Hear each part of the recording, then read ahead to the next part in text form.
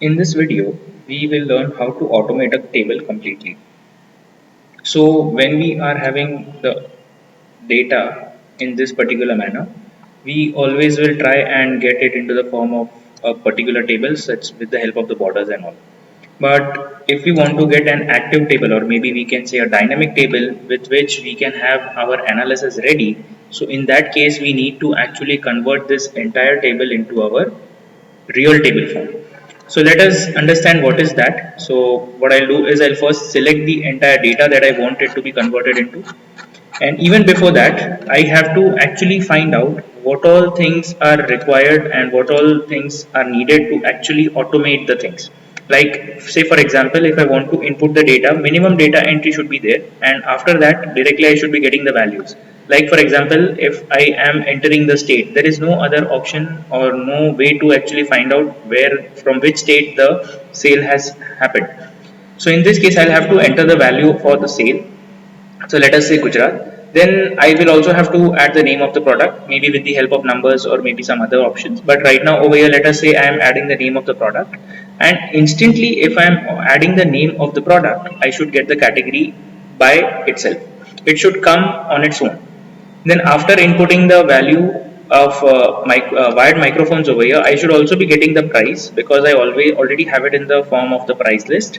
And as soon as I give the value of the quantity, it should directly give me the total amount and if it is eligible for any sort of discount or not. So for that purpose, we have to first get all the things automated over here.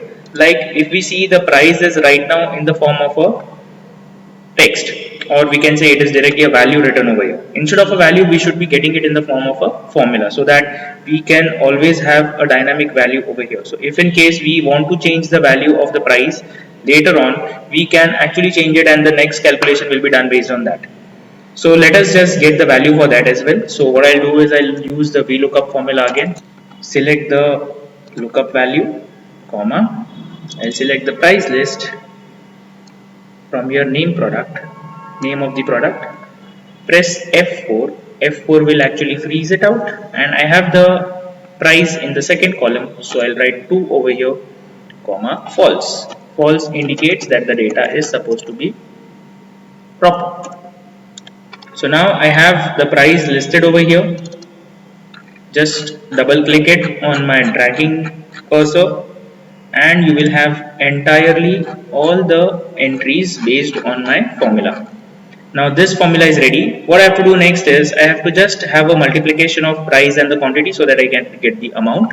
So I'll just write over here equal to price is 250. So this cell into the quantity, that is I'll get the value over here as well. So now I'll double click it again and I'll get entire thing formulated. Now once I have this formulated, now I know that this is already formulated. We have used the if command with the multiple other commands into it, or the other functions into it. Category is also known to me with the help of the XLOOKUP formula. Wired microphone, Gujarat, and serial number, these are the and quantity, these are the cells that I need to put values into.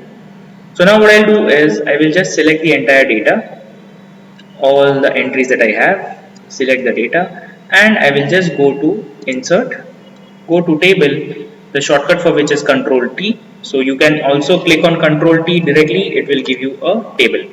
So where is the data for the table? So the data for the table is from A4 to H204, that is fine, A4 to H204, and we will also say that my table is having a header. So all the headers are there for the different entries. So I'll just click on enter, and the moment I click on enter, now what I have is that it is becoming a dynamic table. So let us see what actually it does. What we'll do is we'll just give another entry 201.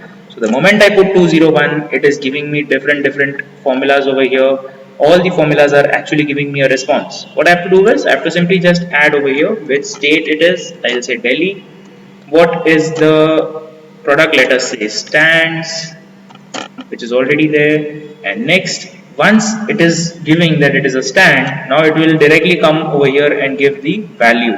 What is the price of the stand? It is already showing that. What is the quantity? Let us say it is 50. So this is what I've got. It is 50 is the quantity, and because 50 is the quantity, my amount has gone beyond 3000, and that is why it is eligible for 30% of discount. So that is how I have entire value over here, and now this is going to be a dynamic one. So let us add one more entry over here. Let us say this one is from Gujarat, and it is LCDs. LCDs, computer is given, it is coming under computer, and now let us say I am buying it as 10. So here we have the discount. Yeah, we have taken the discount of more than 10 over here. So if the value is going beyond 10, we will be having a discount. So let us say if we want to show this to the customer, we can actually show it and tell that if you buy 11, you will be having a 30% discount. So this is how we can actually present our data also dynamically in the form of our answers over here. So table is very important because it directly gives you an option what all things are required. Let us say if you are just interested in getting Maharashtra state data, so you will just click on the Maharashtra filter and you will get the data for all the Maharashtra state. So here also we can see at the lower left corner, we can see how many records are there. Out of 202, there are 66 records which are related to Maharashtra. Then next, let us say I'll just go back to select all and click OK. Now name of the product, I will click over here. I will say, let us say I want to know how many home theater systems have been sold. So I'll click on home theaters, and there are so many home theater systems being sold.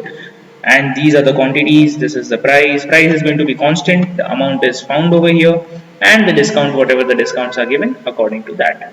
So we have the data in this particular format over here, and this is how a dynamic table will look like.